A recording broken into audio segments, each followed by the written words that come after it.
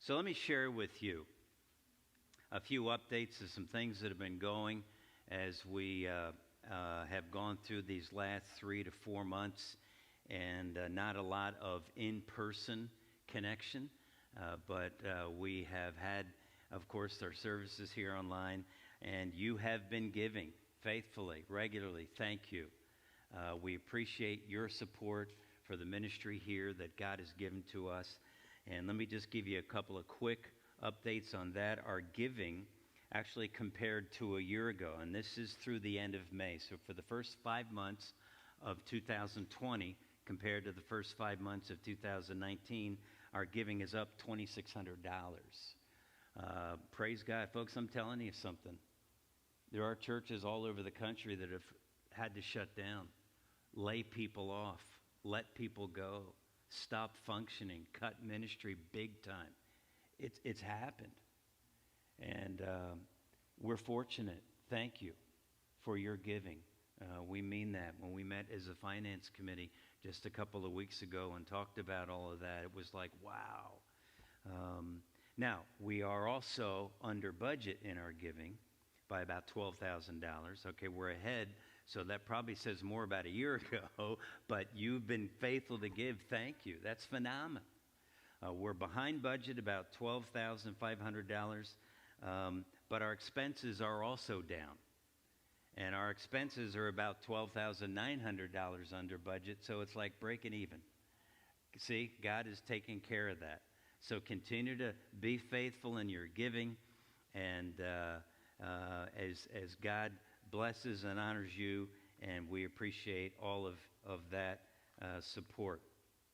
Some of our staff things and changes that we have been going through, and some of you may know, some of you may not know.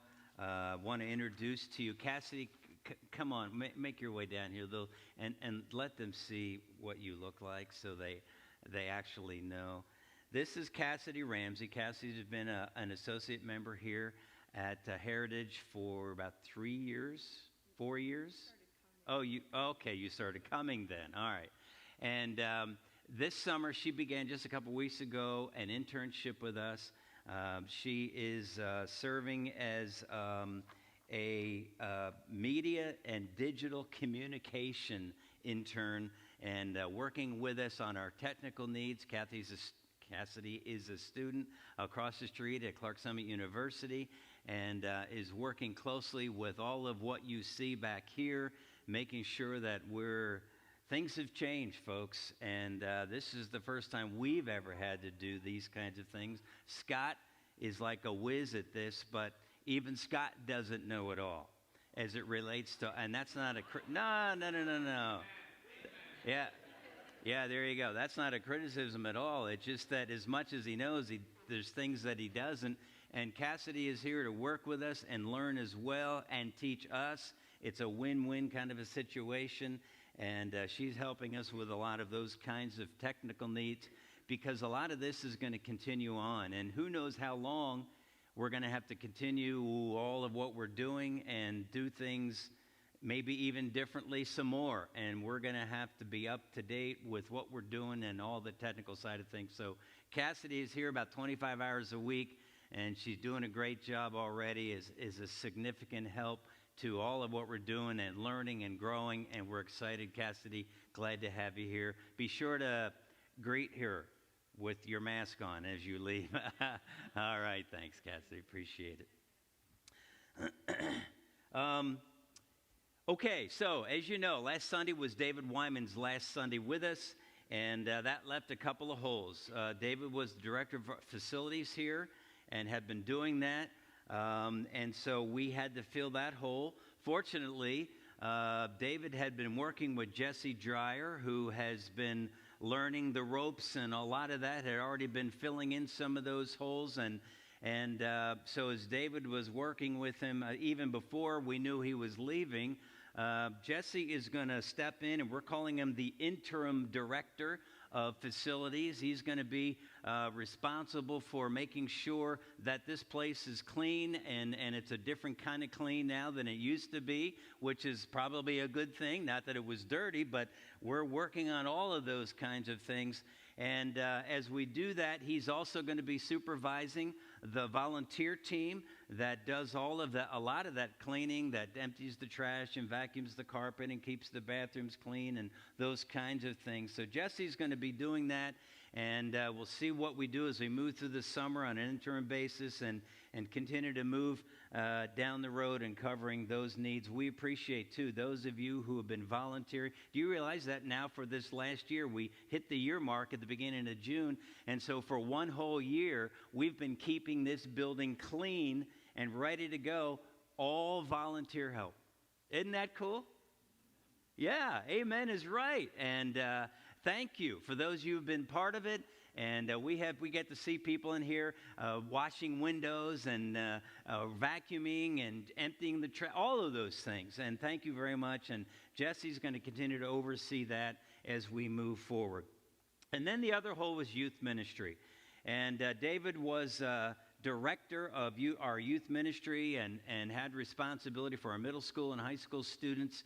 And as he has left now, there's a hole there. In fact, Paul and Pastor Paul and I and Scott are meeting with our youth leader team this week, Wednesday night. We're going to be evaluating needs. David had already done some work in preparation for that to get them ready as we move forward.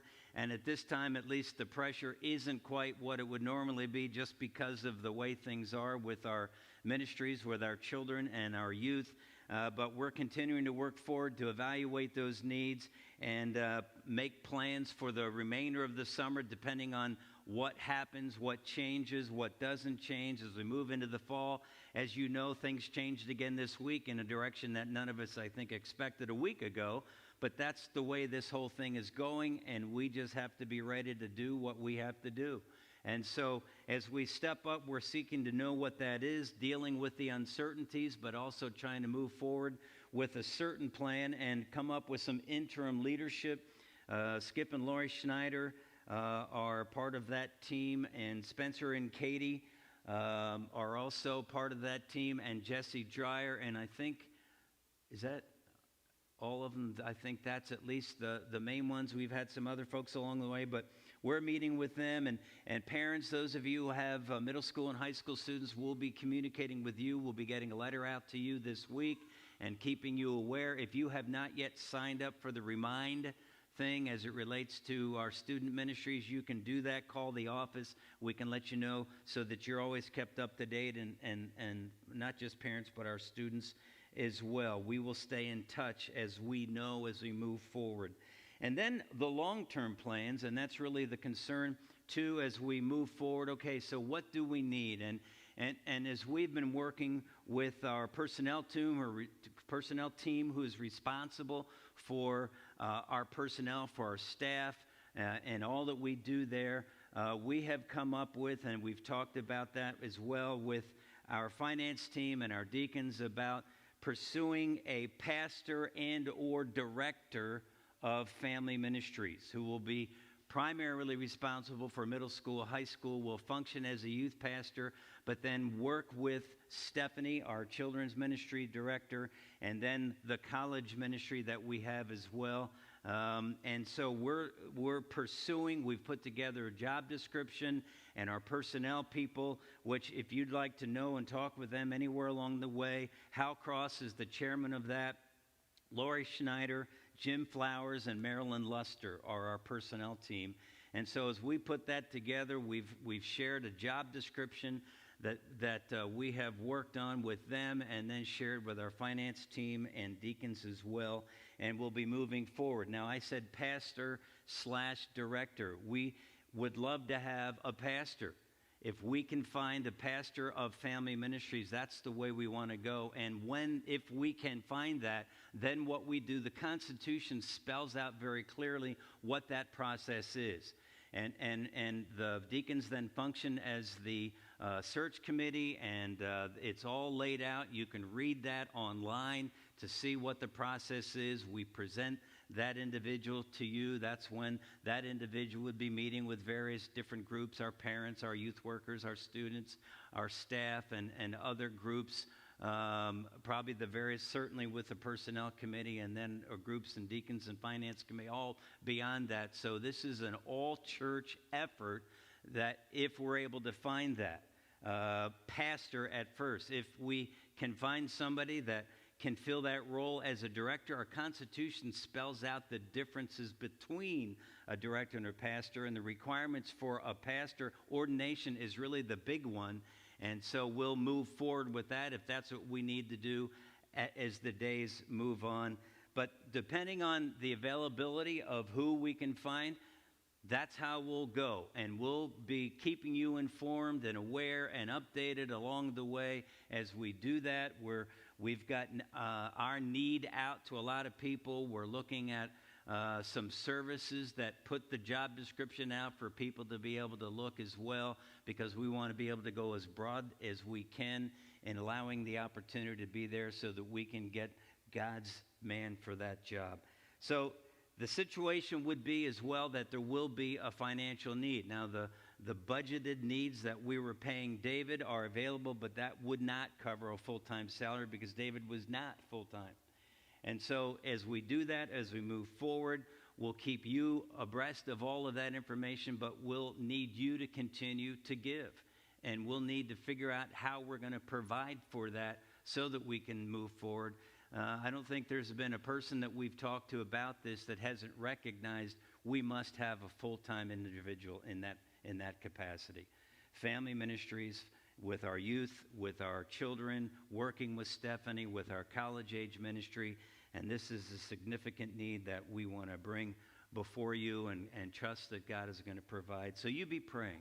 You be praying. And if you have questions, please let us know. Please let our personnel committee know. We'll put their names out on the email this week so you can know who they are.